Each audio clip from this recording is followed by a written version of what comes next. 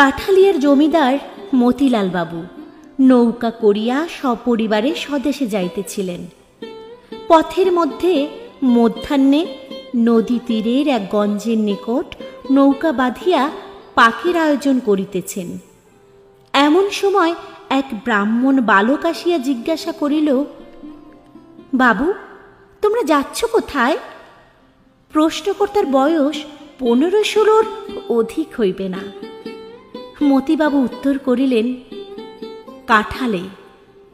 ব্রাহ্মণ বালক কহিল, আমাকে পথের মধ্যে নদী গায়ে নামিয়ে দিতে পারো?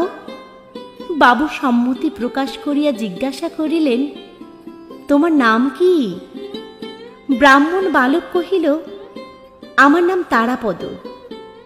গৌরবর্ণ ছেলেটিকে বড় সুন্দর দেখিতে, বড় বড় চক্ষু এবং হাস্যময় ওষ্ঠাধরে একটি সুললিত সৌকুমার্য প্রকাশ পাইতেছে।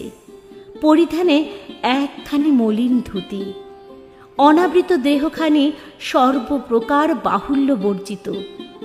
কোনো শিল্পী যেন খুব যত্নে নিখুঁত নিটল করিয়া গড়িয়া দিয়াছেন, যেন সে পূর্বে জন্মে তাপস বালক ছিল এবং নির্মল তপস্যার প্রভাবে তাহার শরীর হইতে শরীরাংশ বহুল পরিমাণে ক্ষয় হইয়া একটি সম্মার্জিত ব্রাহ্মণশ্রী পরিস্ফুট হইয়া উঠিয়াছে।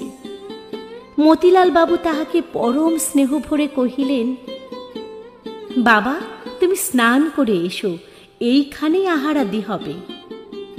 তারাপদ বলিল, রসুন, বলিয়া তৎক্ষণাৎ অসংকোচে রন্ধনের আয়োজনে যোগদান করিল। মতিলাল বাবুর চাকরটা ছিল হিন্দুস্থানি। মাছ কোটা প্রভৃতি কাজে তাহার তেমন পটুতা ছিল না। তারাপদ তাহার কাজ নিজে লইয়া অল্প কালের মধ্যে সুসম্পন্ন করিল এবং 2-1টা তরকারিও অভ্যস্ত নৈপুণ্যের সহিত রন্ধন করিয়া দিল। পাক কার্য শেষ হইলে তারাপদ নদীতে স্নান করিয়া বোচকা খুলিয়া একটা শুভ্র বস্ত্র পরিল। একটি ছোট কাঠের কাকই লইয়া মাথার বড় বড় চুল কপাল হইতে তুলিয়া গ্রীবার উপর ফেলিল এবং মার্জিত পৈতার গোছা বক্ষে বিলম্বিত করিয়া নৌকায় মতিবাবুর নিকট গিয়া উপস্থিত হইল। মতিবাবু তাহাকে নৌকার ভিতরে লইয়া গেলেন। সেখানে মতিবাবুর স্ত্রী এবং তাহার নবমবর্ষীয়া এক কন্যা বসিয়াছিলেন। মতিবাবুর স্ত্রী অন্নপূর্ণা এই সুন্দর বালকটিকে দেখিয়া স্নেহে উচ্ছ্বসিত হইয়া উঠিলেন। মনে মনে কহিলেন, আহা, কাহার বাছা, কোথা হইতে আসিয়াছে? ইহার মা ইহাকে ছাড়িয়া কেমন করিয়া প্রাণ ধরিয়া আছে। যথাসময়ে মতিবাবু এবং ছেলেটির জন্য পাশাপাশি 2খানি আসন পড়িল। ছেলেটি তেমন ভোজনপটু নহে।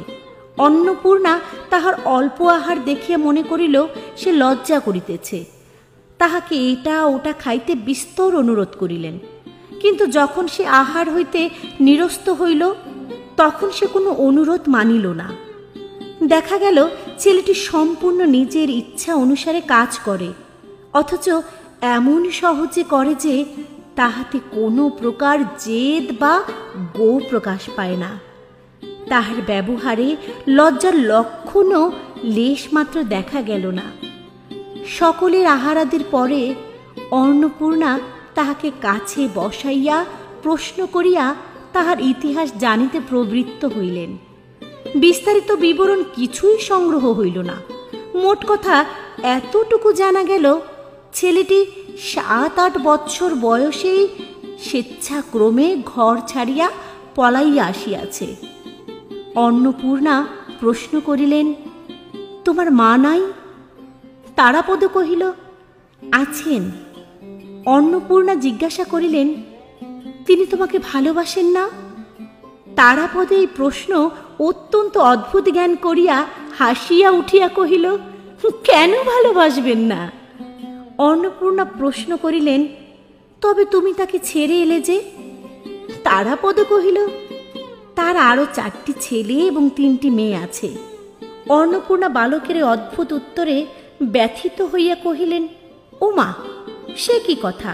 5টি আঙুল আছে বলে কি একটি আঙুল ত্যাগ করা যায়? তারাপদর বয়স অল্প, তাহার ইতিহাসও সেই পরিমাণে সংক্ষিপ্ত, কিন্তু ছেলেটি সম্পূর্ণ নূতনতর। সে তাহার পিতামাতার চতুর্থ পুত্র, শৈশবে পিতৃহীন হয়।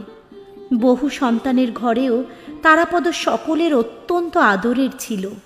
মা, ভাই, বোন এবং পাড়ার সকলেরই নিকট হইতে সে অজস্র স্নেহ লাভ করিত। এমনকি গুরু মশাইও তাহাকে মারিত না, মারিলেও বালকের আত্মীয় পর সকলেই তাহাতে বেদনা বোধ করিত।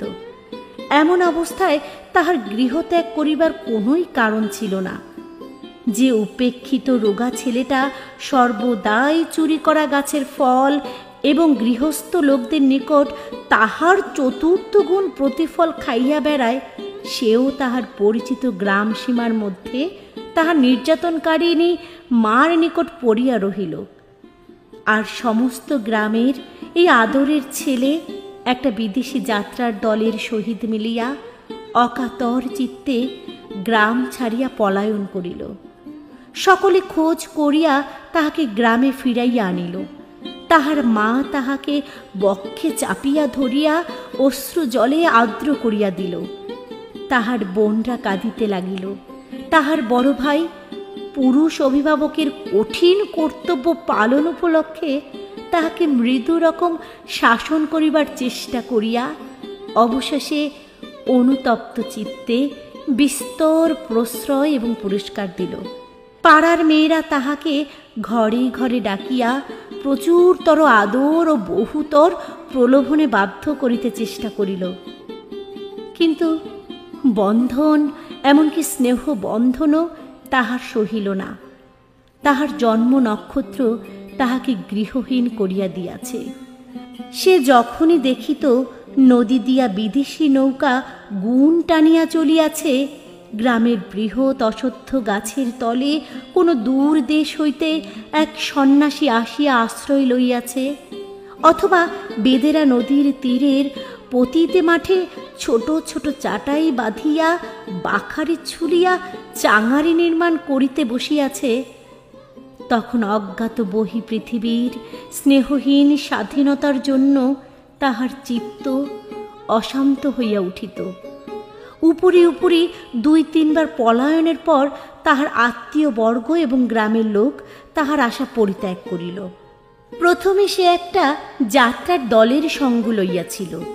অধিকারী যখন তাহাকে পুত্র নির্বিশেষে স্নেহ করিতে লাগিল এবং দলস্থ ছোট বড় সকলেরই যখন সে প্রিয় পাত্র হইয়া উঠিল, এমনকি যে বাড়িতে যাত্রা হইত সে বাড়ির অধ্যক্ষগণ, বিশেষত পুরো মহিলাবর্গ যখন বিশেষ রূপে তাহাকে আহ্লাদ করিয়া সমাদর করিতে লাগিল, তখন একদিন সে কাহা কেউ কিছু না বলিয়া কোথায় নিরুদ্দেশ হইয়া গেল। তাহার আর সন্ধান পাওয়া গেল না। তারাপদ হরিণ শিশুর মতো বন্ধন ভীরু, আবার হরিণেরই মতো সঙ্গীতমুগ্ধ। যাত্রার গানেই তাহাকে প্রথম ঘর হইতে বিভাগী করিয়া দেয়। গানের সুরে তাহার সমস্ত শিরার মধ্যে অনুকম্পন এবং গানের তালে তাহার সর্বাঙ্গে আন্দোলন উপস্থিত হইত। যখন সে নিতান্ত শিশু ছিল, তখনও সঙ্গীত সভায় সে যেরূপ সংযত গম্ভীর বয়স্কভাবে আত্মবিস্তৃত হইয়া বসিয়া বসিয়া দুলিত, দেখিয়া প্রবীণ লোকের হাস্য সংবরণ করা দুঃসাধ্য হইত। কেবল সঙ্গীত কেন, গাছের ঘন পল্লবের উপর যখন শ্রাবণের বৃষ্টিধারা পড়িত, আকাশে মেঘ ডাকিত, অরণ্যের ভিতর মাতৃহীন দ্বৈত শিশুর ন্যায় বাতাস ক্রন্দন করিতে থাকিত, তখন তাহার চিত্ত যেন উচ্ছৃঙ্খল হইয়া উঠিত। নিস্তব্ধ দ্বিপ্রহরে বহুদূর আকাশ হইতে চিলের ডাক, বর্ষার সন্ধ্যায় ঢেকের কলরব, গভীর রাত্রে শৃগালের চিৎকার ধ্বনি সকলেই তাহাকে উতলা করিত। এই সঙ্গীতের মোহে আকৃষ্ট হইয়া সে অনতি বিলম্বে এক পাঁচালীর দলের মধ্যে গিয়া প্রবিষ্ট হইল। দলাধ্যক্ষ তাহাকে পরম যত্নে গান শিখাইতে এবং পাঁচালী মুখস্থ করাইতে প্রবৃত্ত হইল এবং তাহাকে আপন বক্ষ পীরের পাখির মতো প্রিয় জ্ঞান করিয়া স্নেহ করিতে লাগিল। পাখি কিছু কিছু দিন গান শিখিল এবং একদিন প্রত্যুষে উড়িয়া চলিয়া গেল। শেষবারে সে এক জিমন্যাস্টিকের দলে জুটিয়াছিল। জ্যৈষ্ঠ মাসের শেষ ভাগ হইতে আষাঢ় মাসের অবসান পর্যন্ত এ অঞ্চলে স্থানে স্থানে পর্যায়ক্রমে 12 ওয়ারের মেলা হইয়া থাকে। তদুপলক্ষে 2-3 দল যাত্রা, পাঁচালী, কবি, নর্তকী এবং নানাবিধ দোকান নৌকাযোগে ছোট ছোট নদী উপনদী দিয়া এক মেলা অন্তে অন্য মেলায় ঘুরিয়া বেড়ায়। গত বৎসর হইতে কলিকাতার এক ক্ষুদ্র জিমন্যাস্টিকের দল এই পর্যটনশীল মেলার আমোদ চক্রের মধ্যে যোগ দিয়াছিল। তারাপদ প্রথমত নৌকারোহী দোকানের সহিত মিলিয়া মিশিয়া মেলায় পানের খিলি বিক্রয়ের ভার লইয়াছিল। পরে তাহার স্বাভাবিক কৌতূহলবশত এই জিমন্যাস্টিকের আশ্চর্য ব্যায়াম নৈপুণ্যে আকৃষ্ট হইয়া এই দলে প্রবেশ করিয়াছিল। তারাপদ নিজে নিজে অভ্যাস করিয়া ভালো বাঁশি বাজাইতে শিখিয়াছিল। জিমন্যাস্টিকের সময় তাহাকে দ্রুত তালে লক্ষ ঠুংরের সুরের বাঁশি বাজাইতে হইত। এই তাহার একমাত্র কাজ ছিল। এই দল হইতেই তাহার শেষ পলায়ন। সে শুনিয়াছিল নন্দীগ্রামের জমিদার বাবুরা মহাসমারোহে এক শখের যাত্রা খুলিতেছেন। শুনিয়া সে তাহার ক্ষুদ্র বোঝকাঠি লইয়া নন্দীগ্রামে যাত্রার আয়োজন করিতেছিল। এমন সময় মতিবাবুর সহিত তার সাক্ষাৎ হয়। তারাপদ পর্যায়ক্রমে নানা দলের মধ্যে ভিড়িয়াও আপন স্বাভাবিক কল্পনাপ্রবণ প্রকৃতি প্রভাবে কোনো দলের বিশেষত্ব প্রাপ্ত হয় নাই। অন্তরের মধ্যে সে সম্পূর্ণ নির্লিপ্ত এবং মুক্ত ছিল। সংসারে অনেক কুৎসিত কথা সে সর্বদা শুনিয়াছে এবং অনেক কদর্য দৃশ্য তাহার দৃষ্টিগোচর হইয়াছে, কিন্তু তাহার মনের মধ্যে সঞ্চিত হইবার তিল মাত্র অবসর প্রাপ্ত হয় নাই। এ ছেলেটির কিছুতেই খেয়াল ছিল না। অন্যান্য বন্ধনের ন্যায় কোনো প্রকার অভ্যাস বন্ধনও তাহার মনকে বাধ্য করিতে পারে নাই। সে এই সংসারে পঙ্কিলে জলের উপর দিয়া শুভ্র পক্ষ রাজহংসের মতো সাঁতার দিয়া বেড়াইত। কৌতূহলবশত যতবারই ডুব দিত তাহার পাখা সিক্ত বা মলিন হইতে পারিত না। এই জন্য এই গৃহত্যাগী ছেলেটির মুখে একটি শুভ্র স্বাভাবিক তারুণ্য অম্লানভাবে প্রকাশ পাইত। তাহার সেই মুখশ্রী দেখিয়া প্রবীণ বিষয়ী মতিলাল বাবু তাহাকে বিনা প্রশ্নে বিনা সন্দেহে পরম আদরে আহ্লাদ করিয়া লইয়াছিলেন। আহারান্তে নৌকা ছাড়িয়া দিল। অন্নপূর্ণা পরম স্নেহে এই ব্রাহ্মণ বালককে তাহার ঘরের কথা, তাহার আত্মীয় পরিজনের সংবাদ জিজ্ঞাসা করিতে লাগিলেন। তারাপদ অত্যন্ত সংক্ষেপে তাহার উত্তর দিয়া বাহিরে আসিয়া পরিত্রাণ লাভ করিল। বাহিরে বর্ষার নদী পরিপূর্ণতার শেষ রেখা পর্যন্ত ভরিয়া উঠিয়া আপন আত্মহারা উদ্দাম চাঞ্চল্যে প্রকৃতি মাতাকে যেন উদ্বিগ্ন করিয়া তুলিয়াছিল। মেঘ নির্মুক্ত রৌদ্রে নদী তীরের অর্ধ নিমগ্ন কাশ তৃণশ্রেণী এবং তাহার ঊর্ধ্বে সরস সঘন ইক্ষুক্ষেত্র এবং তাহার পরপ্রান্তে দূর দিগন্ত চুম্বিত নীলানবর্ণ বনরেখা সমস্তই যেন কোনো এক রূপকথার সোনার কাঠির স্পর্শে সদ্য জাগরত নবীন সৌন্দর্যের মতো নির্বাক নীলাকাশের মুগ্ধ দৃষ্টির সম্মুখে পরিস্ফুট হইয়া উঠিয়াছিল। সমস্তই যেন সজীব স্পন্দিত প্রগলভ আলোকে উদ্ভাসিত, নবীনতায় সুচিক্কণ, প্রাচুর্যে পরিপূর্ণ। তারাপদ নৌকার ছাদের উপরে পালের ছায়ায় গিয়ে আশ্রয় লইল। পর্যায়ক্রমে ঢালু সবুজ মাঠ, প্লাবিত পাটের ক্ষেত, গাঢ় শ্যামল আমন ধানের আন্দোলন, ঘাট হইতে গ্রামাভিমুখী সংকীর্ণ পথ, ঘন বন বেষ্টিত ছায়াময় গ্রাম তাহার চোখের উপর আসিয়া পড়িতে লাগিল। এই জল, স্থল, আকাশ, এই চারিদিকে সচলতা, সজীবতা, মুখরতা, এই ঊর্ধ্ব অধদেশের ব্যাপ্তি এবং বৈচিত্র্য এবং নির্লিপ্ত সুদূরতা, এই সুবৃহৎ চিরস্থায়ী নির্নিমেষ বাক্যবিহীন বিশ্বজগৎ তরুণ বালকের পরমাত্মীয় ছিল। অথচ সে এই চঞ্চল মানবটিকে এক মুহূর্তের জন্য স্নেহবাহু দ্বারা ধরিয়া রাখিতে চেষ্টা করিত না। নদী তীরে বাছুর লেজ তুলিয়া ছুটিতেছে, গ্রাম্য টাটু ঘোড়া সম্মুখের দুই দড়ি বাঁধা পা লইয়া লাফ দিয়া দিয়া ঘাস খাইয়া বেড়াইতেছে। মাছরাঙা জেলেদের জাল বাঁধিবার বংশদণ্ডের উপর হইতে ঝপ করিয়া সবেগে জলের মধ্যে ঝাঁপাইয়া মাছ ধরিতেছে। ছেলেরা জলের মধ্যে পড়িয়া মাতামাতি করিতেছে। মেয়েরা উচ্চ কণ্ঠে সহাস্য গল্প করিতে করিতে আবক্ষ জলে বসনাঞ্চল প্রসারিত করিয়া দুই হস্তে তাহা মার্জন করিয়া লইতেছে। কোমর বাঁধা মেছুনীরা চুপড়ি লইয়া জেলেদের নিকট হইতে মাছ কিনিতেছে। এ সমস্তই সে চির নতুন অশ্রান্ত কৌতূহলের সহিত বসিয়া বসিয়া দেখে। কিছুতেই তাহার দৃষ্টির পিপাসা নিবৃত্ত হয় না।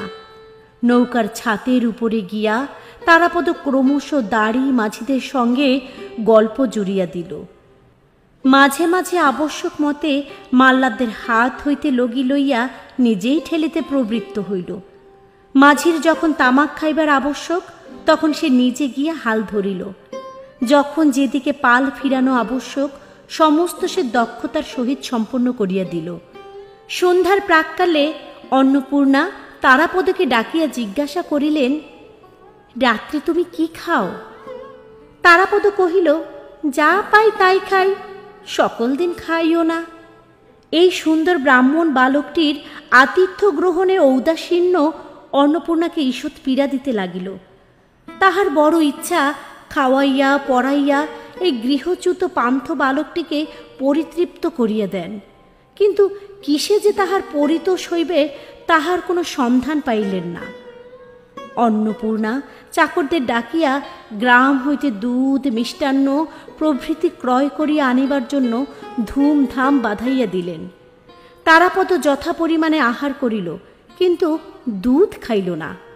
মৌন স্বভাব মতিলাল বাবুও তাহাকে দুধ খাইবার জন্য অনুরোধ করিলেন। সে সংক্ষেপে বলিল, আমার ভালো লাগে না। নদীর উপর 2-3 দিন গেল। তারাপদ রাধা বাড়া বাজার করা হইতে নৌকা চালনা পর্যন্ত সকল কাজেই স্বেচ্ছা ও তৎপরতার সহিত যোগ দিল। যে কোনো দৃশ্য তাহার চোখের সম্মুখে আসে তাহার প্রতি তারাপদর সকৌতূহল দৃষ্টি ধাবিত হয়। যে কোনো কাজ তাহার হাতের কাছে আসিয়া উপস্থিত হয় তাহাতেই সে আপনি আকৃষ্ট হইয়া পড়ে।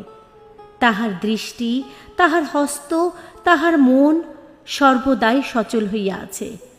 এই জন্য সে এই নিত্য সচলা প্রকৃতির মতো সর্বদাই নিশ্চিন্ত উদাসীন, অথচ সর্বদাই ক্রিয়াশক্ত। মানুষ মাত্রেরই নিজের একটি স্বতন্ত্র অধিষ্ঠান ভূমি আছে, কিন্তু তারাপদ এই অনন্ত নীলাম্বরবাহী বিশ্বপ্রবাহের একটি আনন্দোজ্জ্বল তরঙ্গ। ভূত ভবিষ্যতের সহিত তাহার কোনো সম্বন্ধ নাই। সম্মুখাভিমুখে চলিয়া যাওয়াই তাহার একমাত্র কার্য। এদিকে অনেক দিন নানা সম্প্রদায়ের সহিত যোগ দিয়া অনেক প্রকার মনোরণী বিদ্যা তাহার আয়ত্ত হইয়াছিল। কোনো প্রকার চিন্তার দ্বারা আচ্ছন্ন না থাকাতে তাহার নির্মল স্মৃতিপটে সকল জিনিস আশ্চর্য সহজে মুদ্রিত হইয়া যাইত। পাঁচালী, কথকতা, কীর্তন গান, যাত্রাভিনয় সুদীর্ঘ খণ্ড সকল তাহার কণ্ঠাগ্রে ছিল। মতিলাল বাবু চিরপ্রথামত একদিন সন্ধ্যাবেলায় তাহার স্ত্রী কন্যাকে রামায়ণ পড়িয়া শুনাইতেছিলেন। কুশলবের কথার সূচনা হইতেছে। এমন সময়ে তারাপদ উৎসাহ সংবরণ করিতে না পারিয়া নৌকার ছাদের উপর হইতে নামিয়া আসিয়া কহিল, বই রাখুন, আমি কুশলবের গান করি, আপনারা শুনে যান। এই বলিয়া সে কুশলবের পাঁচালি আরম্ভ করিয়া দিল। বাঁশির মতো সুমিষ্ট পরিপূর্ণ স্বরে দাশুরায়ের অনুপ্রাস ক্ষিপ্র বেগে বর্ষণ করিয়া চলিল। দাড়ি মাঝি সকলেই দ্বারের কাছে আসিয়া ঝুঁকিয়া পড়িল। হাস্য, করুণা এবং সঙ্গীতে সেই নদী তীরের সন্ধ্যাকাশে এক অপূর্ব রসস্রোত প্রবাহিত হইতে লাগিল। দুই নিস্তব্ধ তটভূমি কুতূহলী হইয়া উঠিল। পাশ দিয়ে যে সকল নৌকা চলিতেছিল তাহাদের আরোহীগণ ক্ষণকালের জন্য উৎকণ্ঠিত হইয়া সেই দিকে কান দিয়ে রহিল। যখন শেষ হইয়া গেল, সকলেই ব্যথিত চিত্তে দীর্ঘ নিঃশ্বাস ফেলিয়া ভাবিল, ইহারই মধ্যে শেষ হইল কেন? সজল নয়না অন্নপূর্ণার ইচ্ছা করিতে লাগিল ছেলেটিকে কোলে বসাইয়া বক্ষে চাপিয়া তাহার মস্তক আঘ্রাণ করেন। মতিলাল বাবু ভাবিতে লাগিলেন, এই ছেলেটিকে যদি কোনো মতে কাছে রাখিতে পারি তবে পুত্রের অভাব পূর্ণ হয়। কেবল ক্ষুদ্র বালিকা চারুশশীর অন্তঃকরণে ঈর্ষা ও বিদ্বেষে পরিপূর্ণ হইয়া উঠিল। চারুশশী তাহার পিতা মাতার একমাত্র সন্তান, তাহাদের পিতৃ মাতৃস্নেহের একমাত্র অধিকারিণী। তাহার খেয়াল এবং জেদের অন্ত ছিল না। খাওয়া, কাপড় পরা, চুল বাঁধা সম্বন্ধে তাহার নিজের স্বাধীন মত ছিল, কিন্তু সে মতের কিছু মাত্র স্থিরতা ছিল না। যেদিন কোথাও নিমন্ত্রণ থাকিত সেদিন তাহার মায়ের ভয় হইত পাছে মেয়েটি সাজসজ্জা সম্বন্ধে একটা অসম্ভব জেদ ধরিয়া বসে। যদি দৈবাৎ একবার চুল বাঁধাটা তাহার মনের মতো না হইল, তবে সেদিন যতবার চুল খুলিয়া যত রকম করিয়া বাঁধিয়া দেওয়া যাক, কিছুতেই তাহার মন পাওয়া যাইবে না। অবশেষে মহা কান্নাকাটির পালা পড়িয়া যাইবে। সকল বিষয়ই এইরূপ। আবার এক এক সময় চিত্ত যখন প্রসন্ন থাকে তখন কিছুতেই তাহার কোনো আপত্তি থাকে না।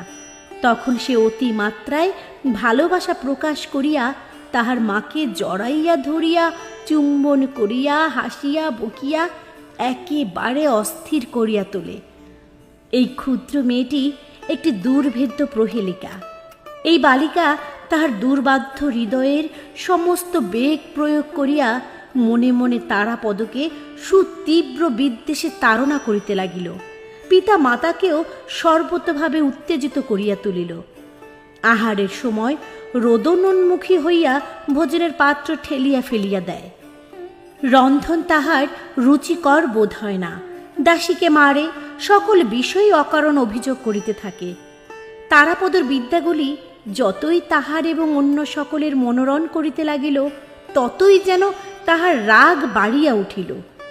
তারাপদর যে কোনো গুণ আছে ইহা স্বীকার করিতে তাহার মন বিমুখ হইল, অথচ তাহার প্রমাণ যখন প্রবল হইতে লাগিল, তাহার অসন্তোষের মাত্রাও উচ্চে উঠিল। তারাপদ যেদিন কুশলবের গান করিল, সেদিন অন্নপূর্ণা মনে করিলেন, সঙ্গীতে বনের পশু বশ হয়, আজ বোধহয় আমার মেয়ের মন গলিয়াছে। তাহাকে জিজ্ঞাসা করিলেন, চারু, কেমন লাগলো? সে কোনো উত্তর না দিয়া অত্যন্ত প্রবল বেগে মাথা নাড়িয়া দিল। এই ভঙ্গিটিকে ভাষায় তর্জমা করিলে এইরূপ দাঁড়ায়, কিছু মাত্র ভালো লাগে নাই এবং কোনো কালে ভালো লাগিবে না।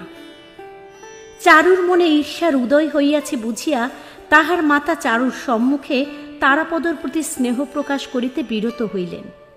সন্ধ্যার পরে যখন সকাল সকাল খাইয়া চারু শয়ন করিত, তখন অন্নপূর্ণা নৌকা কক্ষের দ্বারের নিকট আসিয়া বসিতেন এবং মতিবাবুও তারাপদ বাহিরে বসিত এবং অন্নপূর্ণার অনুরোধে তারাপদ গান আরম্ভ করিত।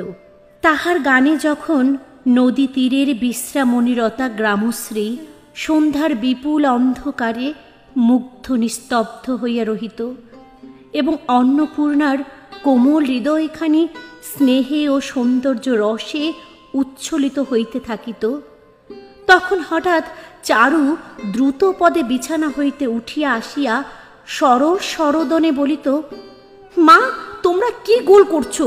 আমার ঘুম হচ্ছে না। পিতামাতা তাহাকে একলা ঘুমাইতে পাঠাইয়া তারাপদকে ঘিরিয়া সঙ্গীত উপভোগ করিতেছেন, ইহা তাহার একান্ত অসহ্য হইয়া উঠিত। এই দীপ্ত কৃষ্ণ নয়না বালিকার স্বাভাবিক সুতীব্রতা তারাপদর নিকটে অত্যন্ত কৌতূহলজনক বোধ হইত। সে ইহাকে গল্প শুনাইয়া, গান গাহিয়া, বাঁশি বাজাইয়া বশ করিতে অনেক চেষ্টা করিল, কিন্তু কিছুতেই কৃতকার্য হইল না। কেবল তারাপদ মধ্যাহ্নে যখন নদীতে স্নান করিতে নামিত, পরিপূর্ণ জলরাশির মধ্যে গৌরবর্ণ সরল তনুদেহখানি নানা সন্তরণ ভঙ্গিতে অবলীলাক্রমে সঞ্চালন করিয়া তরুণ জলদেবতার মতো শোভা পাইত, তখন বালিকার কৌতূহল আকৃষ্ট না হইয়া থাকিত না।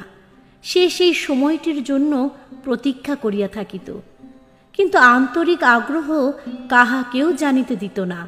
এবং এই অশিক্ষাপটু অভিনেত্রী পশমের গলাবন্ধ বোনা এক মনে অভ্যাস করিতে করিতে মাঝে মাঝে যেন অত্যন্ত উপেক্ষা ভরে কটাক্ষে তারাপদর সন্তরণ লীলা দেখিয়া লইত। নন্দীগ্রাম কখন ছাড়িয়া গেল তারাপদ তাহার খোঁজ লইল না। অত্যন্ত মৃদু মন্দ গতিতে বৃহৎ নৌকাখানা কখনো পাল তুলিয়া কখনো গুণ টানিয়া নানা নদীর শাখা প্রশাখার ভিতর দিয়া চলিতে লাগিল। নৌকারোহীদের দিনগুলিও এই সকল নদী উপনদীর মতো শান্তিময় সৌন্দর্যময় বৈচিত্র্যের মধ্য দিয়া সহজ সৌম্য গমনে মৃদু মিষ্ট কলস্বরে প্রবাহিত হইতে লাগিল। কাহারও কোনো রূপ তারা ছিল না। মধ্যাহ্নে স্নানাহারে অনেকক্ষণ বিলম্ব হইত। এদিকে সন্ধ্যা হইতে না হইতেই একটা বড় দেখিয়া গ্রামের ধারে ঘাটের কাছে জিল্লি মন্ত্রিত খদ্দোৎখচিত বনের পার্শ্বে নৌকা বাঁধিত। এমনি করিয়া দিন দশেকে নৌকা কাঠালিয়ায় পৌঁছিল।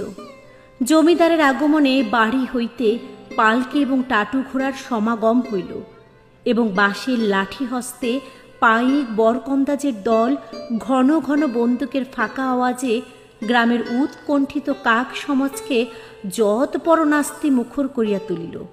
এই সমস্ত সমারোহে কাল বিলম্ব হইতেছে। ইতিমধ্যে তারাপদ নৌকা হইতে দ্রুত নামিয়া একবার সমস্ত গ্রাম পর্যটন করিয়া লইল। কাহাকেও দাদা, কাহাকেও খুড়া, কাহাকেও দিদি, কাহাকেও মাসি বলিয়া 2-3 ঘণ্টার মধ্যে সমস্ত গ্রামের সহিত সৌহার্দ্য বন্ধন স্থাপিত করিয়া লইল। কোথাও তাহার প্রকৃত কোনো বন্ধন ছিল না বলিয়াই এই বালক আশ্চর্য সত্বর ও সহজে সকলেরই সহিত পরিচয় করিয়া লইতে পারিত। তারাপদ দেখিতে দেখিতে অল্প দিনের মধ্যেই গ্রামের সমস্ত হৃদয় অধিকার করিয়া লইল। এত সহজে হৃদয় হরণ করিবার কারণেই তারাপদ সকলেরই সঙ্গে তাহাদের নিজের মতো হইয়া স্বভাবতই যোগ দিতে পারিত। সে কোনো প্রকার বিশেষ সংস্কারের দ্বারা বদ্ধ ছিল না, অথচ সকল অবস্থা সকল কাজের প্রতি তাহার এক প্রকার সহজ প্রবণতা ছিল। বালকের কাছে সে সম্পূর্ণ স্বাভাবিক বালক, অথচ তাহাদের হইতে শ্রেষ্ঠ ও স্বতন্ত্র। বৃদ্ধের কাছে সে বালক নহে, অথচ জ্যাঠাও নহে। রাখালের সঙ্গে সে রাখাল, অথচ ব্রাহ্মণ। সকলের সকল কাজেই সে চিরকালের সহযোগীর ন্যায় অভ্যস্তভাবে সকলের সকল কাজেই সে চিরকালের সহযোগীর ন্যায় অভ্যস্তভাবে হস্তক্ষেপ করে। ময়রার দোকানে গল্প করিতে করিতে ময়রা বলে, দাদা ঠাকুর, একটু বসে তো ভাই, আমি আসছি। তারাপদ অম্লান বদনে দোকানে বসিয়া একখানা শালপাতা লইয়া সন্দেশের মাছি তাড়াইতে প্রবৃত্ত হয়। ভিয়ান করিতেও সে মজবুত। তাঁতের রহস্য তাহার কিছু কিছু জানা আছে। কুমারের চক্র চালনও তাহার সম্পূর্ণ অজ্ঞাত নহে। তারাপদ সমস্ত গ্রামটি আয়ত্ত করিয়া লইল। কেবল গ্রামবাসিনী একটি বালিকার ঈর্ষা সে এখনো জয় করিতে পারিল না। এই বালিকাটি তারাপদর সুদূরে নির্বাসন তীব্রভাবে কামনা করিতেছে জানিয়াই বোধ করি তারাপদ এই গ্রামে এতদিন আবদ্ধ হইয়া রহিল। কিন্তু বালিকাবস্থাতেও নারীদের অন্তর্রহস্য ভেদ করা সুকঠিন। চারুশশী তাহার প্রমাণ দিল। বামুন ঠাকুরুনের মেয়ে সোনামণি 5 বছর বয়সে বিধবা হয়। সেই চারুর সমবয়সী সখী। তাহার শরীর অসুস্থ থাকাতে গৃহ প্রত্যাগত সখীর সহিত সে কিছুদিন সাক্ষাৎ করিতে পারে নাই। সুস্থ হইয়া যেদিন দেখা করিতে আসিল, সেদিন প্রায় বিনা কারণেই দুই সখীর মধ্যে একটু মনোবিচ্ছেদ ঘটিবার উপক্রম হইল। চারু অত্যন্ত ফাদিয়া গল্প আরম্ভ করিয়াছিল। সে ভাবিয়াছিল তারাপদ নামক তাহাদের নবার্জিত পরম রত্নটির আহরণ কাহিনী সবিস্তারে বর্ণনা করিয়া সে তাহার সখীর কৌতূহল এবং বিস্ময় সপ্তমে চড়াইয়া দিবে।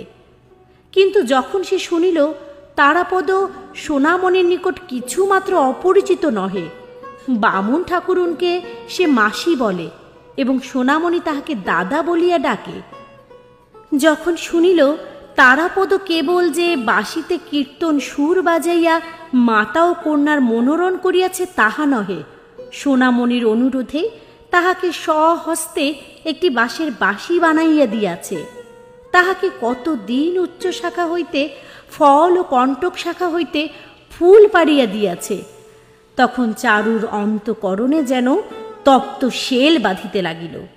চারু জানিত তারাপদ বিশেষ রূপে তাহাদেরই তারাপদ, অত্যন্ত গোপনে সংরক্ষণীয়, ইতর সাধারণে তাহার একটু আধটু আভাস মাত্র পাইবে, অথচ কোনো মতে নাগাল পাইবে না। দূর হইতে তাহার রূপে গুণমুগ্ধ হইবে এবং চারু শশীদের ধন্যবাদ দিতে থাকিবে। এই আশ্চর্য দুর্লভ দৈবলব্ধ ব্রাহ্মণ বালকটি সোনামণির কাছে কেন সহজগম্য হইল?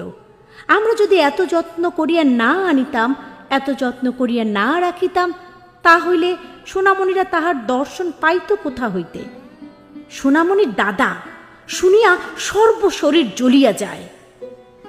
যে তারাপদকে চারু মনে মনে বিদ্বেশ্বরে জর্জর করিতে চেষ্টা করিয়াছে, তাহারই একাধিকার লইয়া এমন প্রবল উদ্বেগ কেন, বুঝিতে কাহার সাধ্য।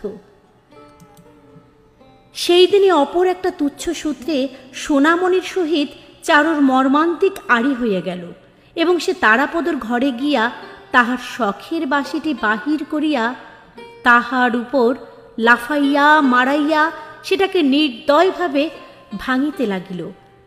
চারু যখন প্রচণ্ড আবেগে এই বংশী ধ্বংস কার্যে নিযুক্ত আছে, এমন সময় তারাপদ আসিয়া ঘরে প্রবেশ করিল। সে বালিকার এই প্রলয় মূর্তি দেখিয়া আশ্চর্য হইয়া গেল, কহিল, চারু, আমার বাঁশিটা ভাঙছ কেন? চারু রক্ত নেত্রে রক্তি মুখে, বেশ করেছি, খুব করছি বলিয়া আরও বার দুই চার বিদীর্ণ বাঁশির উপর অনাবশ্যক পদাঘাত করিয়া উচ্ছ্বসিত কণ্ঠে কাঁদিয়া ঘর হইতে বাহির হইয়া গেল। তারাপদ বাঁশিটি তুলিয়া উল্টিয়া পাল্টিয়া দেখিল, তাহাতে আর পদার্থ নাই। অকারণে তাহার পুরাতন নিরপরাধ বাঁশিটার এই আকস্মিক দুর্গতি দেখিয়া সে আর হাস্য সংবরণ করিতে পারিল না। চারুশশী প্রতিদিনই তাহার পক্ষে পরম কৌতূহলের বিষয় হইয়া উঠিল। তাহার আর একটি কৌতূহলের ক্ষেত্র ছিল মতিলাল বাবুর লাইব্রেরিতে ইংরেজি ছবির বইগুলি। বাইরের সংসারের সহিত তাহার যথেষ্ট পরিচয় হইয়াছে, কিন্তু এই ছবির জগতে সে কিছুতেই ভালো করিয়া প্রবেশ করিতে পারে না। কল্পনার দ্বারা আপনার মনে অনেকটা পূরণ করিয়া লইত, কিন্তু তাহাতে মন কিছুতেই তৃপ্তি মানিত না। ছবির বইয়ের প্রতি তারাপদের এই আগ্রহ দেখিয়া একদিন মতিলাল বাবু বলিলেন, ইংরেজি শিখবে? তাহলে সমস্ত ছবির মানে বুঝতে পারবে। তারাপদ তৎক্ষণাৎ বলিল, শিখব। মতিবাবু খুব খুশি হইয়া গ্রামের এন্ট্রেন্স স্কুলের হেডমাস্টার রামরতন বাবুকে প্রতিদিন সন্ধ্যাবেলায় এই বালকের ইংরেজি অধ্যাপনা কার্যে নিযুক্ত করিয়া দিলেন। তারাপদ তাহার প্রখর স্মরণ শক্তি এবং অখণ্ড মনোযোগ লইয়া ইংরেজি শিক্ষায় প্রবৃত্ত হইল। সে যেন এক নূতন দুর্গম রাজ্যের মধ্যে ভ্রমণে বাহির হইল। পুরাতন সংসারের সহিত কোনো সম্পর্ক রাখিল না। পাড়ার লোকেরা আর তাহাকে দেখিতে পাইল না। যখন সে সন্ধ্যার পূর্বে নির্জন নদী তীরে দ্রুত বেগে পদচারণ করিতে করিতে পড়া মুখস্থ করিত, তখন তাহার উপাসক বালক সম্প্রদায় দূর হইতে ক্ষুণ্ণ চিত্তে সসম্ভ্রমে তাহাকে নিরীক্ষণ করিত, তাহার পাঠে ব্যাঘাত করিতে সাহস করিত না। চারুও আজকাল তাহাকে বড় একটা দেখিতে পাইত না। পূর্বে তারাপদ অন্তপুরে গিয়া অন্নপূর্ণার স্নেহদৃষ্টির সম্মুখে বসিয়া আহার করিত, কিন্তু তদুপলক্ষে প্রায় মাঝে মাঝে কিছু বিলম্ব হইয়া যাইত বলিয়া সে মতিবাবুকে অনুরোধ করিয়া বাহিরে আহারের বন্দোবস্ত করিয়া লইল। ইহাতে অন্নপূর্ণা ব্যথিত হইয়া আপত্তি প্রকাশ করিয়াছিলেন, কিন্তু মতিবাবু বালকের অধ্যয়নের উৎসাহে অত্যন্ত সন্তুষ্ট হইয়া এই নতুন ব্যবস্থার অনুমোদন করিলেন। এমন সময় চারুও হঠাৎ জিদ ধরিয়া বসিল, আমিও ইংরেজি শিখিব। তাহার পিতামাতা তাহাদের খামখেয়ালি কন্যার এই প্রস্তাবটিকে প্রথমে পরিহাসের বিষয় জ্ঞান করিয়া স্নেহ মিশ্রিত হাস্য করিলেন, কিন্তু কন্যাটি এই প্রস্তাবের পরিহাস্য অংশটুকুকে প্রচুর অশ্রু জলধারায় অতি শীঘ্রই নিঃশেষে ধৌত করিয়া ফেলিয়াছিল। অবশেষে এই স্নেহ দুর্বল নিরুপায় অভিভাবকদ্বয় বালিকার প্রস্তাব গম্ভীরভাবে গ্রাহ্য করিলেন। চারু মাস্টারের নিকট তারাপদর সহিত একত্র অধ্যয়নে নিযুক্ত হইল, কিন্তু পড়াশোনা করা এই অস্থির চিত্ত বালিকার স্বভাব সঙ্গত ছিল না। সে নিজে কিছু শিখিল না, কেবল তারাপদর অধ্যয়নে ব্যাঘাত করিতে লাগিল। সে পিছাইয়া পড়ে, পড়া মুখস্থ করে না, কিন্তু তবু কিছুতেই তারাপদর পশ্চাদবর্তী হইয়া থাকিতে চাহে না। তারাপদ তাহাকে অতিক্রম করিয়া নূতন পড়া লইতে গেলে সে মহা রাগারাগি করিত, এমনকি কান্নাকাটি করিতে ছাড়িত না। তারাপদ পুরাতন বই শেষ করিয়া নূতন বই কিনিলে তাহাকেও সেই নূতন বই কিনিয়া দিতে হইত। তারাপদ অবসরের সময় নিজে ঘরে বসিয়া লিখিত এবং পড়া মুখস্থ করিত। ইহা সেই ঈর্ষাপরায়ণা কন্যাটির সহ্য হইত না। সে গোপনে তাহার লেখা খাতায় কালি ঢালিয়া আসিত, কলম চুরি করিয়া রাখিত, এমনকি বইয়ের যেখানে অভ্যাস করিবার সেই অংশটি ছিঁড়িয়া আসিত। তারাপদ এই বালিকার অনেক দৌরাত্ম্য সকৌতুকে সহ্য করিত, অসহ্য হইলে মারিত, কিন্তু কিছুতেই শাসন করিতে পারিত না। দৈবাৎ একটা উপায় বাহির হইল। একদিন বড় বিরক্ত হইয়া নিরুপায় তারাপদ তাহার মসি বিলুপ্ত লেখা খাতা ছিন্ন করিয়া ফেলিয়া গম্ভীর বিষণ্ণ মুখে বসিয়াছিল। চারু দ্বারের কাছে আসিয়া মনে করিল আজ মার খাইবে, কিন্তু তাহার প্রত্যাশা পূর্ণ হইল না। তারাপদ একটি কথা মাত্র না কহিয়া চুপ করিয়া বসিয়া রহিল। বালিকা ঘরের ভিতরে বাহিরে ঘুরঘু ঘুরঘু করিয়া বেড়াইতে লাগিল। বারংবার এত কাছে ধরা দিল যে তারাপদ ইচ্ছা করিলে অনায়াসেই তাহার পৃষ্ঠে এক চপেটাঘাত বসাইয়া দিতে পারিত, কিন্তু সে তাহা না দিয়া গম্ভীর হইয়া রহিল। বালিকা মহা মুশকিলে পড়িল। কেমন করিয়া ক্ষমা প্রার্থনা করিতে হয় সে বিদ্যা তাহার কোনো কালেই অভ্যাস ছিল না, অথচ অনুতপ্ত ক্ষুদ্র হৃদয়টি তাহার সহপাঠীর ক্ষমা লাভের জন্য একান্ত কাতর হইয়া উঠিল। অবশেষে কোনো উপায় না দেখিয়া ছিন্ন খাতার এক টুকরা লইয়া তারাপদের নিকটে বসিয়া খুব বড় বড় করিয়া লিখিল, আমি আর কখনো খাতায় কালি মাখাবো না। লেখা শেষ করিয়া সেই লেখার প্রতি তারাপদর মনোযোগ আকর্ষণের জন্য অনেক প্রকার চাঞ্চল্য প্রকাশ করিতে লাগিল। দেখিয়া তারাপদ হাস্য সংবরণ করিতে পারিল না, হাসিয়া উঠিল। তখন বালিকা লজ্জায় ক্রোধে ক্ষিপ্ত হইয়া উঠিয়া ঘর হইতে দ্রুত বেগে ছুটিয়া বাহির হইয়া গেল। যে কাগজের টুকরায় সে স্বহস্তে দীনতা প্রকাশ করিয়াছে সেটা অনন্তকাল এবং অনন্ত জগৎ হইতে সম্পূর্ণ লোপ করিতে পারিলে তবে তাহার হৃদয়ের নিদারুণ ক্ষোভ মিটিতে পারিত। এদিকে সংকুচিত চিত্ত সোনামণি দুই একদিন অধ্যয়নশালার বাহিরে উকিঝুঁকি মারিয়া ফিরিয়া চলিয়া গিয়াছে। সখী চারুশশীর সহিত তাহার সকল বিষয়ে হৃদ্যতা ছিল, কিন্তু তারাপদর সম্বন্ধে চারুকে সে অত্যন্ত ভয় এবং সন্দেহের সহিত দেখিত। চারু যে সময়ে অন্তঃপুরে থাকিত সেই সময়টি বাছিয়া সোনামণি সসংকোচে তারাপদর দ্বারের কাছে আসিয়া দাঁড়াইত। তারাপদ বই হইতে মুখ তুলিয়া সস্নেহে বলিত, কি সোনা, খবর কি? মাসি কেমন আছে? সোনামণি কহিত, অনেক দিন যাওনি, মা তোমাকে একবার যেতে বলেছে। মার কোমরে ব্যথা বলে দেখতে আসতে পারে না। এমন সময় হয়তো চারু আসিয়া উপস্থিত। সোনামণি শশব্যস্ত, সে যেন গোপনে তাহার সাথীর সম্পত্তি চুরি করিতে আসিয়াছিল। চারু কণ্ঠস্বর সপ্তমে চড়াইয়া চোখ মুখ ঘুরাইয়া বলিত, এ সোনা, তুই পড়ার সময় গোল করতে এসেছিস? আমি এখনই বাবাকে গিয়ে বলে দেব। যেন তিনি নিজে তারাপদর একটি প্রবীণা অভিভাবিকা। তাহার পড়াশোনায় লেশ মাত্র ব্যাঘাত না ঘটে, রাত্রি দিন ইহার প্রতি তাহার একমাত্র দৃষ্টি। কিন্তু সে নিজে কি অভিপ্রায় এই অসময়ে তারাপদর পাঠগৃহে আসিয়া উপস্থিত হইয়াছিল তাহা অন্তর্যামীর অগোচর ছিল না, এবং তারাপদও তাহা ভালো রূপে জানিত। কিন্তু সোনামণি বেচারা ভীত হইয়া তৎক্ষণাৎ একরাশ মিথ্যা কৈফত সৃজন করিত। অবশেষে চারু যখন ঘৃণা ভরে তাহাকে মিথ্যাবাদী বলিয়া সম্ভাষণ করিত, তখন সে লজ্জিত, শঙ্কিত, পরাজিত হইয়া ব্যথিত চিত্তে ফিরিয়া যাইত। দয়ার্দ্র তারাপদ তাহাকে ডাকিয়া বলিত, সোনা, আজ সন্ধ্যাবেলায় আমি তোদের বাড়ি যাব। চারু সর্পিনের মতো ফোঁস করিয়া উঠিয়া বলিত, যাবে বই কি, তোমার পড়া করতে হবে না? আমি মাস্টার মশাইকে বলে দেব না? চারুর এই শাসনে ভীত না হইয়া তারাপদ দুই একদিন সন্ধ্যার পর বামুন ঠাকুরনের বাড়ি গিয়াছিল।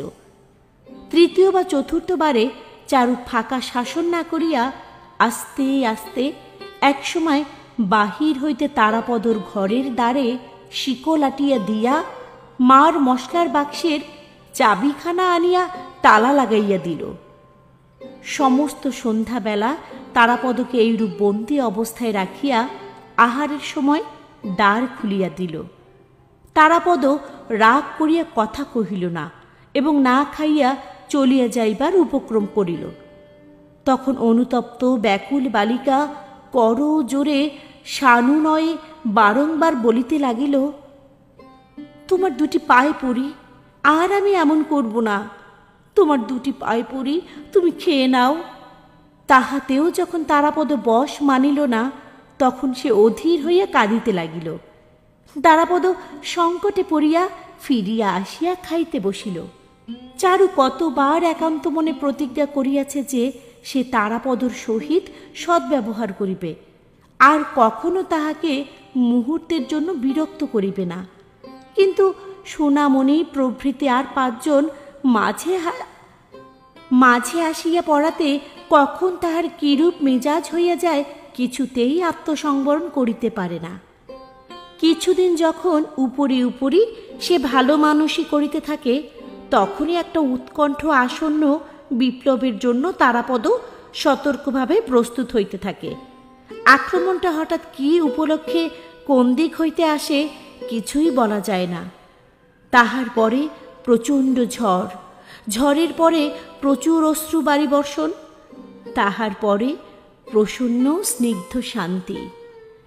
এমন করিয়া প্রায় 2 বৎসর কাটিল। এত সুদীর্ঘ কালের জন্য তারাপদ কখনো কাহারও নিকট ধরা দেয় নাই। বোধ করি পড়াশোনার মধ্যে তাহার মন এক অপূর্ব আকর্ষণে বদ্ধ হইয়াছিল। বোধ করি বয়োবৃদ্ধি সহকারে তাহার প্রকৃতির পরিবর্তন আরম্ভ হইয়াছিল এবং স্থায়ী হইয়া বসিয়া সংসারের সুখ স্বচ্ছন্দতা ভোগ করিবার দিকে তাহার মন পড়িয়াছিল। বোধ করি তাহার সহপাঠিকা বালিকার নিয়ত দৌরাত্ম চঞ্চল সৌন্দর্য অলক্ষিতভাবে তাহার হৃদয়ের উপর বন্ধন বিস্তার করিতেছিল। এদিকে চারুর বয়স 11 উত্তীর্ণ হইয়া যায়।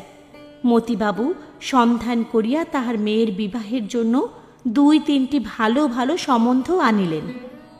কন্যার বিবাহ বয়স উপস্থিত হইয়াছে জানিয়া মতিবাবু তাহার ইংরেজি পড়া এবং বাহির হওয়া নিষেধ করিয়া দিলেন।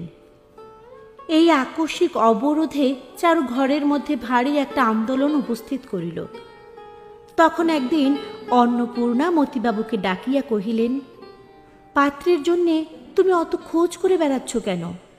তারাপদ ছেলেটি তো বেশ, আর তোমার মেয়েরও ওকে পছন্দ হয়েছে। শুনিয়া মতিবাবু অত্যন্ত বিস্ময় প্রকাশ করিলেন, কহিলেন, সেও কি কখনো হয়? তারাপদর কুল শীল কিছুই জানা নেই। আমার একটি মাত্র মেয়ে, আমি ভালো ঘরে দিতে চাই। একদিন রায়ডাঙ্গার বাবুদের বাড়ি হইতে মেয়ে দেখিতে আসিল। চারুকে বেশ ভূষা পড়াইয়া বাহির করিবার চেষ্টা করা হইল। সে শোবার ঘরের দ্বার রুদ্ধ করিয়া বসিয়া রহিল, কিছুতেই বাহির হইল না। মতিবাবু ঘরের বাহির হইতে অনেক অনুনয় করিলেন, ভর্ৎসনা করিলেন, কিছুতেই ফল হইল না। অবশেষে বাহিরে আসিয়া রায়ডাঙ্গার দূতবর্গের নিকট মিথ্যা করিয়া বলিতে হইল, কন্যার হঠাৎ অত্যন্ত অসুখ করিয়াছে, আজ আর দেখানো যাইবে না। তাহারা ভাবিল মেয়ের বুঝি কোনো একটা দোষ আছে, তাই এরূপ চাতুরী অবলম্বন করা হইল। তখন মতিবাবু ভাবিতে লাগিলেন, তারাপদ ছেলেটি দেখিতে শুনিতে সকল হিসেবেই ভালো, উহাকে আমি ঘরেই রাখিতে পারিব। তাহা হইলে আমার একমাত্র মেয়েটিকে পরের বাড়ি পাঠাইতে হইবে না। ইহাও চিন্তা করিয়া দেখিলেন, তাহার অশান্ত অবাধ্য মেয়েটির দুরন্তপনা তাহাদের স্নেহের চক্ষে যতই মার্জনীয় বোধ হোক, শ্বশুর বাড়িতে কেহ সহ্য করিবে না। তখন স্ত্রী পুরুষে অনেক আলোচনা করিয়া তারাপদর দেশে তাহার সমস্ত কৌলিক সংবাদ সন্ধান করিবার জন্য লোক পাঠাইলেন। খবর আসিল যে বংশ ভালো, কিন্তু দরিদ্র। তখন মতিবাবু ছেলের মা এবং ভাইয়ের নিকট বিবাহের প্রস্তাব পাঠাইলেন।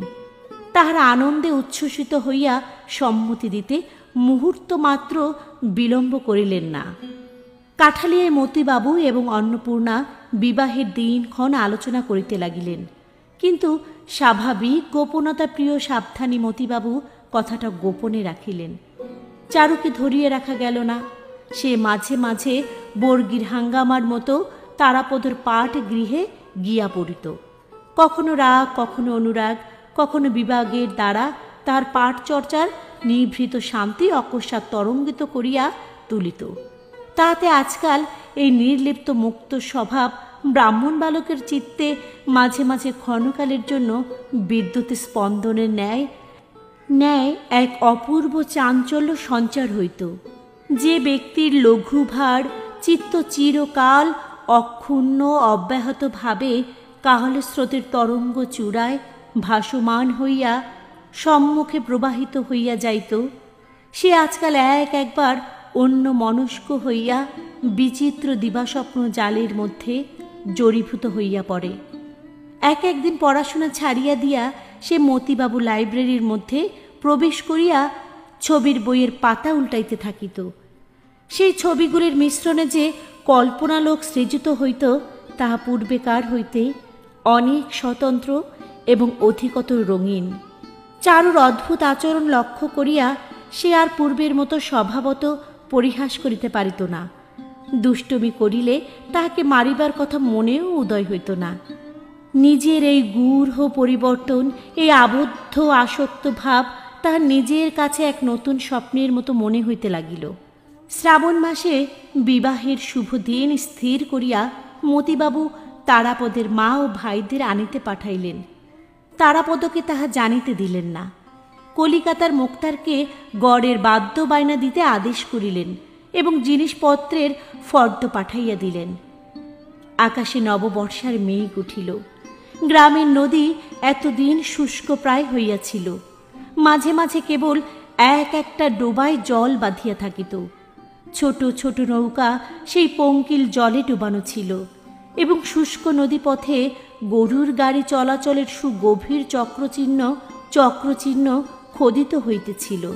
এমন সময়ে একদিন পিতৃগৃহ প্রত্যাগত পার্বতীর মতো কোথা হইতে দ্রুতগামিনী জলধারা কলহাস্য সহকারে গ্রামের শূন্য বক্ষে আসিয়া সমাগত হইল। উলঙ্গ বালক বালিকেরা তীরে আসিয়া উচ্চস্বরে নৃত্য করিতে লাগিল। অতৃপ্ত আনন্দে বারংবার জলে ঝাঁপ দিয়া দিয়া নদীকে যেন আলিঙ্গন করিয়া ধরিতে লাগিল। কুটির বাসিনীরা তাহাদের পরিচিত প্রিয় সঙ্গিনীকে দেখিবার জন্য বাহির হইয়া আসিল। শুষ্ক নির্জীব গ্রামের মধ্যে কোথা হইতে এক প্রবল বিপুল প্রাণহিল্লোল আসিয়া প্রবেশ করিল। দেশ বিদেশ হইতে বোঝাই হইয়া ছোট বড় নানা আয়তনের নৌকা আসিতে লাগিল। বাজারের ঘাট সন্ধ্যাবেলায় বিদেশি মাঝির সঙ্গীতে ধ্বনিত হইয়া উঠিল। দুই তীরের গ্রামগুলি সম্বৎসর আপনার নিভৃত কোণে আপনার ক্ষুদ্র ঘর কন্যা লইয়া একাকিনী দিন যাপন করিতে থাকে। বর্ষার সময় বাহিরের বৃহৎ পৃথিবী বিচিত্র পণ্যে পহার লইয়া গৈরিক বর্ণ জলরথে চড়িয়া এই গ্রাম্য কন্যকাগুলির তত্ত্ব লইতে আসে। তখন জগতের সঙ্গে আত্মীয়তা গর্বে কিছুদিনের জন্য তাহাদের ক্ষুদ্রতা ঘুচিয়া যায়। সমস্তই সচল সজাগ সজীব হইয়া ওঠে এবং মৌন নিস্তব্ধ দেশের মধ্যে সুদূর রাজ্যের কলালাভধ্বনি আসিয়া চারিদিকের আকাশকে আন্দোলিত করিয়া তোলে। এই সময় কুরুল কাটায় নাগবাবুদের এলাকায় বিখ্যাত রথযাত্রার মেলা হইবে। জ্যোৎস্না সন্ধ্যায় তারাপদ ঘাটে গিয়া দেখিল কোন নৌকা নাগরদোলা, কোন নৌকা যাত্রার দল, কোন নৌকা পণ্যদ্রব্য লইয়া প্রবল নবীন স্রোতের মুখে দ্রুত বেগে মেলা অভিমুখে চলিয়াছে। কলিকাতার কনসার্টের দল বিপুল শব্দে দ্রুত তালের বাজনা জুড়িয়া দিয়াছে। যাত্রার দল বেহালার সঙ্গে গান গাহিতেছে এবং সমের কাছে হা হা হা শব্দে চিৎকার উঠিতেছে। পশ্চিম দেশি নৌকার দাড়িমাল্লাগুলো কেবলমাত্র মাদল এবং করতাল লইয়া উন্মত্ত উৎসাহে বিনা সঙ্গীতে খচমচ শব্দে আকাশ বিদীর্ণ করিতেছে। উদ্দীপনার সীমা নাই। দেখিতে দেখিতে পূর্ব দিগন্ত হইতে ঘন মেঘ রাশি প্রকাণ্ড কালো পাল তুলিয়া দিয়া আকাশের মাঝখানে উঠিয়া পড়িল। চাঁদ আচ্ছন্ন হইল। পূবে বাতাস বেগে বহিতে লাগিল। মেঘের পশ্চাতে মেঘ ছুটিয়া চলিল। নদীর জল খলখল হাস্যে স্ফীত হইয়া উঠিতে লাগিল। নদী তীরবর্তী আন্দোলিত বনশ্রেণীর মধ্যে অন্ধকার প্রতিভূত হইয়া উঠিল। ভেগ ডাকিতে আরম্ভ করিল। জিল্লি ধ্বনি যেন করাত দিয়া অন্ধকারকে চিরিতে লাগিল। সম্মুখে আজ যেন সমস্ত জগতের রথ যাত্রা চাকা ঘুরিতেছে, ধ্বজা উড়িতেছে, পৃথিবী কাঁপিতেছে, মেঘ উড়িয়াছে, বাতাস ছুটিয়াছে, নদী বহিয়াছে, নৌকা চলিয়াছে, গান উঠিয়াছে। দেখিতে দেখিতে গুরু গুরু শব্দে মেঘ ডাকিয়া উঠিল। বিদ্যুৎ আকাশকে কাটিয়া কাটিয়া ঝলসিয়া উঠিল। সুদূর অন্ধকার হইতে একটা মুষলধারা বর্ষি বৃষ্টির গন্ধ আসিতে লাগিল। কেবল নদীর এক তীরে এক পার্শ্বে কাঠালিয়া গ্রাম আপন কুটির দ্বার বন্ধ করিয়া দীপ নিভাইয়া নিঃশব্দে ঘুমাইতে লাগিল। পরদিন তারাপদর মাতা ও ভ্রাতাগণ কাঠালিয়ায় আসিয়া অবতরণ করিলেন। পরদিন কলিকাতা হইতে বিবিধ সামগ্রীপূর্ণ 3খানা বড় নৌকা আসিয়া কাঠালিয়ার জমিদারি কাছারির ঘাটে লাগিল এবং পরদিন অতি প্রাতে সোনামণি কাগজে কিঞ্চিত আমসত্ত্ব এবং পাতার ঠোঙায় কিঞ্চিত আচার লইয়া ভয়ে ভয়ে তারাপদর পাটগৃহ দ্বারে আসিয়া নিঃশব্দে দাঁড়াইল। কিন্তু পরদিন তারাপদকে দেখা গেল না। স্নেহ প্রেম বন্ধুত্বের ষড়যন্ত্র বন্ধন তাহাকে চারিদিক হইতে সম্পূর্ণরূপে ঘিরিবার পূর্বেই সমস্ত গ্রামের হৃদয়খানি চুরি করিয়া একদা বর্ষার মেঘান্ধকার রাত্রে এই ব্রাহ্মণ বালক আসক্তিবিহীন বিশ্ব পৃথিবীর নিকট চলিয়া গিয়াছে।